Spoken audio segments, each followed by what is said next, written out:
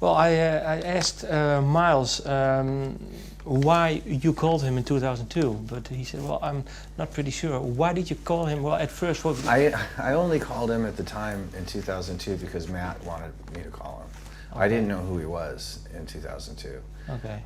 So Matt said there's this guy, and I was the one taking care of all the phone calls and setting up the auditions. And so that's why I called Myles, not knowing, had no clue who I was calling. Okay, and when did you think, well, maybe he's good for, well, to do something with me on your first solo album? Yeah. Well, on the solo record, you know, obviously I had so many different singers and so on and so forth, but I had 2 songs that during the process of making the record, I'd never figured out who should sing them. And so when the album was finished, I still had these 2 songs. I kept putting them aside, and then finally the album was done, and I still had these 2 songs that weren't done. And I couldn't think who should sing them, and I'd been hearing Myles' name for so long. I thought, you know, I should let's give that guy Myles a call, see maybe he can, you know, we'll see what happens. I mean, the album's done, so yeah. It couldn't hurt, you know. And so I called him up and I told him what I was doing, and he said, yeah, send over the music. And what do you think of his work with Alter Bridge? I didn't know Alter Bridge at the time. Really? Okay. I mean, I knew he was in a band called Alter Bridge. I found that out. But for some reason, I didn't do the research. I didn't go buy the Alter Bridge record or anything. Okay. I went on YouTube and I watched something on YouTube, but it was recorded really badly. And also because Alter Bridge is a very different kind of a band, I really wanted to hear him sing in the context of what I was writing. So I went in completely blind. And what do you think? What he sent back?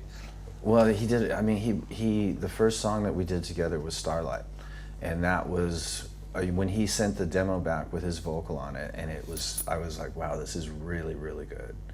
I was really sort of surprised. I had no idea what to expect, but it was really a phenomenal songwriting and vocal performance all in one package.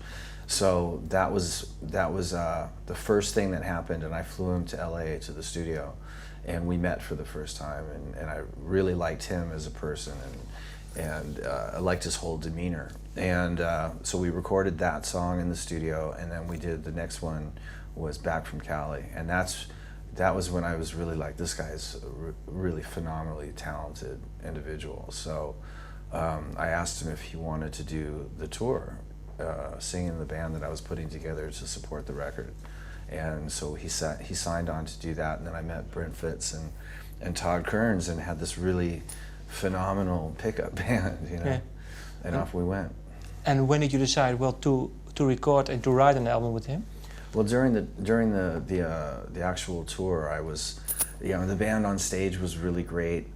We all got along as people. Like one of the best sort of professional relationship that I've had in a group. One of the best relationships. And so I thought, you know, if I was going to make another record, I would just do it with Brent and Todd and Myles, you know. And that was about halfway through the tour, so. And did you start writing already, or? And Myles and I started writing on the road, yeah. And was it for you because, well, you did a solo album? Weren't you, well, maybe into doing another one, or was it for you this was right for now, the solo album, and now it's okay? I mean, this solo record, when you call it a solo album, it's sort of a relative term because, like the first one, it was the first record that I had done pretty much put together myself. This one is the same kind of thing. I put it all together and I set it all up and I do all that and I sort of write the music, but this time it was consistently with Myles Kennedy, so it started to take on more of a band kind of a feel. And Brent and Todd had obviously, you know, they were free to do the songs however they saw fit to record them, and we recorded live in the studio, so it really did sort of take on a band kind of feel. So at this point, it's like it's a band that's led by me, but yeah. I don't look at it so much as a solo thing as much as I did the last time around.